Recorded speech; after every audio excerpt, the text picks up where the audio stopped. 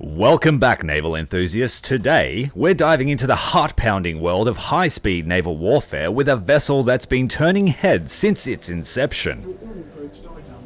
Meet the MPK-220 Vladimirets, also known as the Pr.11451 Sokol-class Hydrofoil anti-submarine warfare corvette, or the mukha-class to NATO. This Russian hydrofoil corvette redefines the meaning of speed and agility on the open seas. Strap in as we explore its history, capabilities, and why it's a force to be reckoned with. Imagine a sleek, menacing silhouette slicing through the waves at an astonishing 64.5 knots. That's the MPK-220 Vladimirets for you. Born from the legendary Moria shipyard in Feodosia, these hydrofoil corvettes were laid down in May of 1984 and launched into service on December 30th, 1990. The serial production of these ships was made possible after the development, construction, and practical testing of the prototype Pr.11451 ship, piloted by Alexander Kunakovich. From the outset, it was clear that Vladimirets was a technological marvel designed to provide unparalleled reaction speed against a variety of threats. 4 ships were planned, of which 2 were constructed. MPK-215, which had a slightly different engine configuration and a lower top speed, and MPK-220 Vladimirets, as you see it here. The other 2 were partially constructed and intended for export to Ukraine, but these were cancelled. The ships had a displacement of 470 tons, a length of 49.9 meters, a beam of 9.8 meters or 21 with wings, a draft of 2 meters or 7.5 with wings, and a speed of up to 64 knots. They had a range of 1,230 nautical miles at 12 knots or 750 nautical miles at 50 knots. At the heart of Vladimirets are the 3 mighty engines, 2 20,000 horsepower M10D gas turbines and 1 8,500 horsepower M16 gas turbine. These powerhouses drive the ship forward with enough force to achieve its staggering top speed, making it one of the fastest vessels of its kind.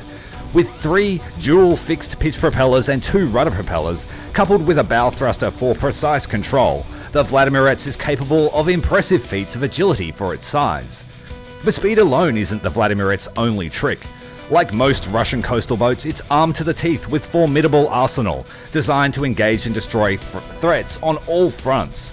A 76mm AK-176 gun, complemented by a 6-barrel AK-630M Gatling gun, able to unleash a storm of firepower. Add to that 2 quad torpedo tubes fitted with air-dropped 72 homing torpedoes for anti-submarine warfare and an 8-cell 9K-34 Strela 3 surface-to-air missile launcher, and you've got yourself a versatile war machine capable of taking on any challenge, surface, airborne, or underwater. Ships could be fitted with mines or depth charges as required. The mukha-class is able to perform these maritime marvels through the use of its innovative hydrofoil technology. But what is a hydrofoil? A hydrofoil is a lifting surface, or foil, that operates in water. They are similar in appearance and purpose to wings on an aircraft. The hydrofoil usually consists of wing-like structures mounted on struts below the hull. As a hydrofoil-equipped watercraft increases in speed, the hydrofoil elements below the hull develop enough lift to raise the hull out of water, which greatly decreases hull drag. There are 2 types of hydrofoil configurations: fully submerged, as seen on the US Tucumcari and Flagstaff, and surface piercing, like on the VS-10 and Project 206M. Each configuration has its pros and cons. Surface-piercing wings provide exceptional stability in rough seas and are self-correcting, with lift provided according to the vessel's speed. Fully submerged systems handle rough seas much better and provide more comfort to the crew, but have complex systems to manage lift and are less agile at speed. The type of propulsion then determines the vessel's sea handling and agility. Vladimirets is able to fly above the water using surface-piercing foils and direct drive propulsion, so she is agile and predictable, with engine inputs having instant effect, maximizing efficiency while also remaining stable and predictable. Vladimir's extensive foil system allows pilots to manage their lift easily with throttle inputs and maneuvers. It combines speed, stability, and tactical superiority in one sleek package. Throughout its service with the 149th Tactical Group of the 68th Coastal Defence Ship Brigade, based at Sevastopol, Vladimirets earned a reputation for reliability and effectiveness. Whether patrolling coastal waters or participating in large naval exercises, it consistently showcased its prowess, earning the respect of allies and adversaries. Operating a vessel as advanced as Vladimirets isn't without its challenges. With her large size and immense power at its disposal, engine failures can lead to uneven thrust and start uncontrollable spins. Careful planning of maneuvers is required to account for the ship's inertia and balance. Vigilance and precise control are essential. Any loss of engine power requires an immediate throttle adjustment to prevent potentially disastrous consequences. Those challenges add complexity and sophistication to piloting her. This stability is a huge boon to the ship's weapons platforms, and she is able to deliver accurate fire even at high speeds during maneuvers. When it comes to strategic deployment, Vladimirets excels in scenarios where speed and agility are paramount. Whether navigating high cover maps or participating in naval exercises, its ability to traverse large areas quickly and attack from unexpected angles makes it a formidable adversary. In naval EC, where the vastness of the sea demands versatility and endurance, the Vladimirets proves its worth time and again, ensuring maritime superiority for its operators. Welcome to the channel. Throw me a shekel, hit the like button. We are in the hangar, and I just wanted to show you just how much of a chimera this boat is. We've got the gas turbines from an SKR. We have the hull form and shape and the weapons systems of the Pr.11451. Beautiful ship, if not super useful. And then we have the foil system of the Pr.206M, the surface piercing type foils. Add them all together and you get the Pr.11451 Sokol-class anti-submarine warfare corvette. Long ass name for a beautiful looking ship. At first I was a bit skeptical, and it took me maybe 10 games to get used to the handling and the feel of this ship, but having experienced the Pr.206 quite a lot, I've sort of come into my own. So you're basically playing the Pr.12412 on crack. I believe that's the ballast there to help with balance when she's up on the foils. But anyone that knows for certain, let me know. Pretty sure that when she's in the water that would be raised, and then when she lifts up, they lower it to adjust the center of mass. She's at 4.7, which I thought would be a very punishing battle rating because the Saeta is the only other ship that sits at that battle rating. She sits higher than the SKR 7, which I do question. And playing in standard maps, when you get the up tiers to 5.7, you are mainly just here to capture the zones and provide air support and coastal cover. Your torpedoes aren't very good. 80 kilos of TNT is not good for killing cruisers. I do wish they had a slight homing feature just to add to their versatility, but ultimately they are an airdropped torpedo, and because hydrofoils really are very similar to aircraft, and so a lot of their weapons and systems, even the skipper who's called a pilot, you know, yeah, I love hydrofoils, they're good. I played in naval enduring confrontation and I had a lot of fun with the ship there. We got to places very quick. We were able to attack from unexpected angles. We could attack the convoys. Yeah. In the standard, when you get a normal tier or at your battle rating, you're very, very capable of fighting 5.0 destroyers. If you can fight them one-on-one and use some of my dastardly naval tactics, you'll do well. You just don't have as much punch as the 206's armor-piercing weapons. Anyway, that's enough of my rambling. Let's play. The perfect way to illustrate just how fast this ship is look at my cargo. I am towing a Pr.123K, and those things are already blisteringly fast. And we're towing him to the capture zone. How you going, buddy? You enjoying the extra boost of speed? The torpedo launchers have about 30 degrees of pivot to them, which is fantastic. You can lay some very, very good looking torpedo spreads, but you do need to make about 2 hits with those torpedoes to sink a destroyer in one go, and it won't explode. Just like the Soviet Pr.12412, this boat is not very survivable. QUINLAN, you bastard! These torpedoes are pretty slow for the era as well, 72 kilometers an hour. Oh, we do not want to go that way. But she's very maneuverable, so if you do need to turn around, you can drop about half your speed by dumping the hull into the water. Let's see how well we can shoot down aircraft. We're moving at top speed.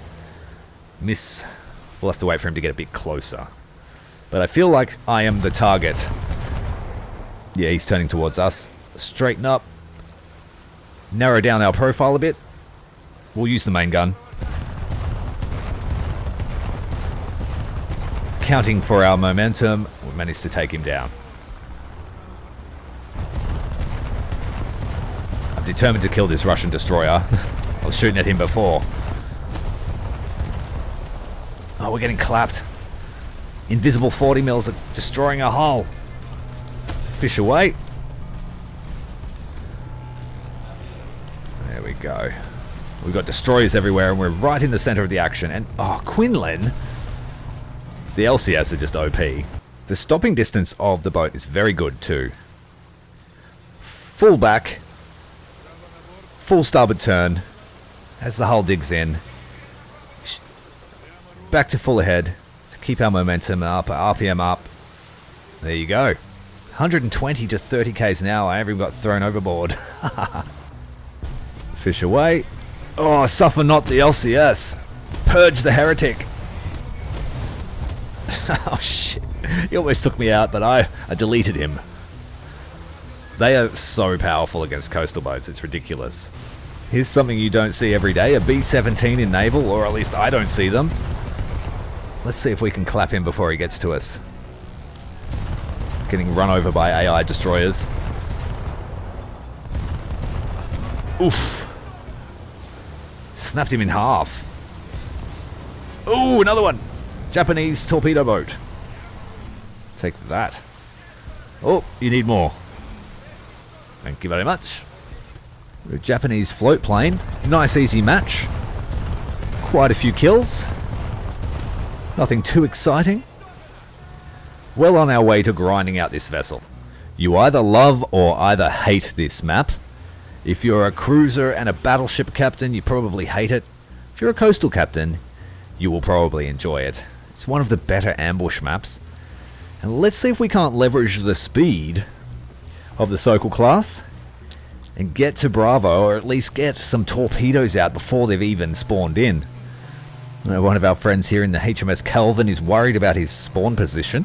If you're ever playing on this map and you're playing a destroyer, make sure to manually set your spawn point, or you will end up out there in the death zone. Looks like we're at 5.3. I saw it at Atlanta before. And we are almost a minute into the match and we're almost at the capture zones. We are, what is it? 50% faster than the Project 206. And that is one of my favorite boats to play. We're going to put out just some speculative torpedoes. We'll put out a spread of 4 and then we'll cross over. You get extra speed on your fish after the initial launch and then they slow down to their running speed. We were doing some testing and you can avoid torpedoes with your hydrofoil as well. As long as your foil is up, fully raised, they will go under you. Alright, we got 2 nice spreads away. If anyone tries to push that zone from the spawn, they're going to run into those torpedoes. Let's head out here. We delayed our approach to Charlie Point to try and time my approach here with any coastal spawns. If I take this place... Oh, we've got someone here. If I had come straight here, they would have known I'm here. Well, there we go. We're entering the zone at the same time. And he's completely oblivious. It's all about timing. Now we're going to have a peek. See if there's any other coastals coming. Maybe a fast destroyer. Fast destroyers tend to beeline it to Charlie if they're uncontested, and most of our team spawned out up in the northwest. Alright, we've captured the zone. I've also got a 300% booster running this match. So let's see if we can't speed up the research process. Alright, let's have another peek. They know I'm here now, so the element of surprise is diminished somewhat. Just trying to use the third person view to sneak a look around the corner without presenting our hull. Going to move forward. We've got a destroyer a few kilometers away, and we have a Moffat engaged with an ally. Let's take out his 4 guns and let him know we're here. He'll take his attention off my allies. At this battle rating, that's all I can really hope to do. And we're going to reverse up here and do a reverse torpedo launch. We're just estimating, we're waiting on the torpedo reload. We will get 2 fish to use, so we will launch them 1 and then another 15 seconds later. Trying to catch him as he comes around the corner. He's no doubt taking evasives and he knows I'm here, so we'll spread out a second fish now. Oh, the hull angle. And we might run away. Come up behind him. Nope. My drift. We're drifting the wrong way, so we will just go with the flow. We'll push. Oh, look, he's coming around the corner as that first fish. Looks like it's going to strike just below the B turret. Oh, that was beautiful. I'm going to push our advantage here. Take out his main weapons. He's dropped fish. If I stay straight. Nope, I'm turning into them, and we're destroyed. I made a big mistake there. I should have just kept going straight nose at him. I have a feeling the hull dipped into the water. No matter, we've got more where they came from. And he just took massive damage. Look at the list on him. Try and get some solid damage in before he can repair. He didn't take much crew damage, but massive damage to the pump room and the subsequent flooding.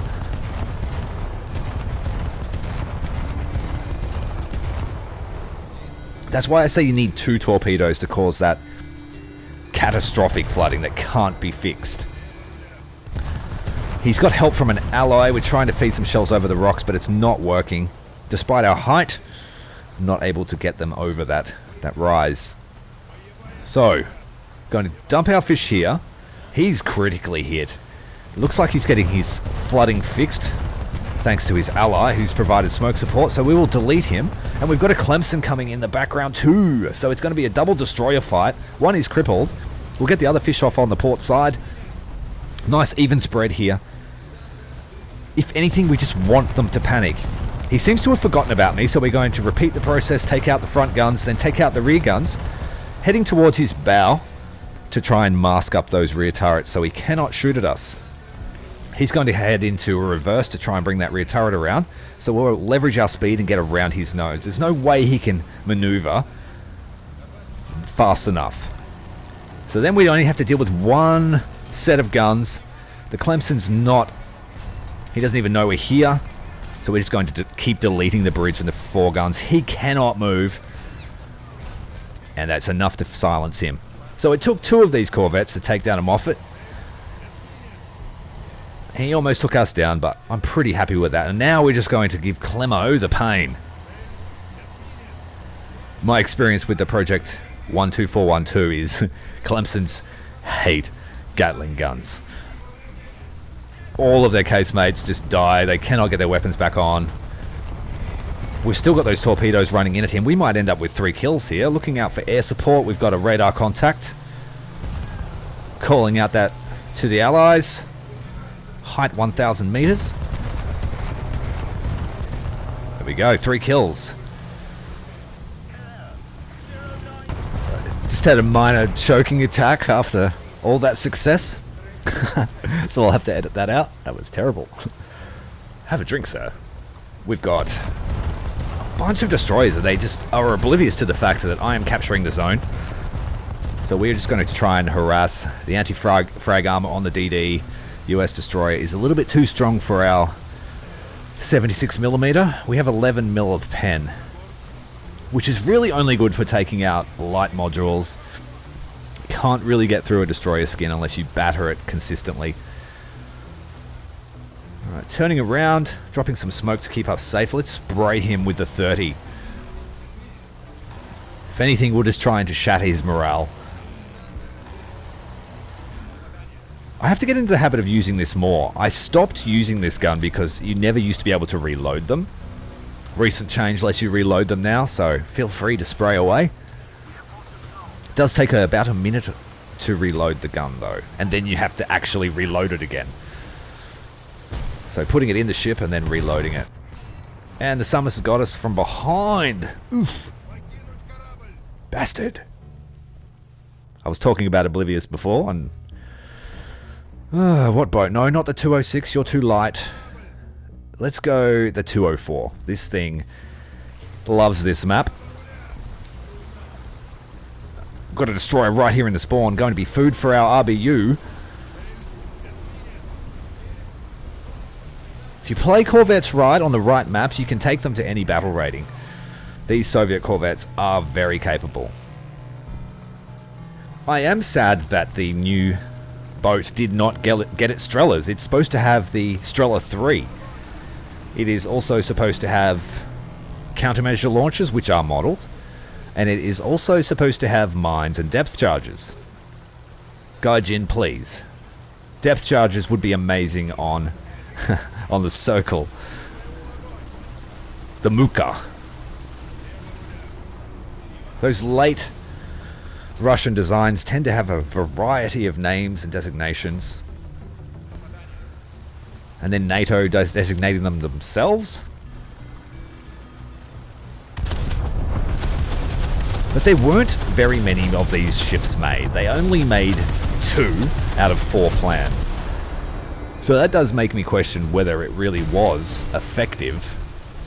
I'm assuming the maintenance on the 3 gas turbines would have been astronomical.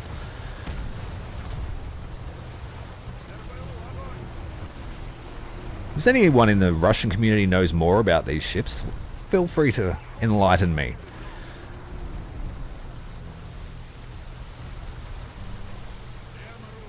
I don't feel like I know everything about it. Like, it's very sketchy info whether the Ukrainians actually got theirs or not, or whether they were finished. Hello! You aren't getting away from me, Mr. Submerged Hydrofoil type. To come carry? Look at that. And I usually bring the AP rounds, but I forgot to top them up. Let's creep back to the capture zone and take it again for the 3rd time.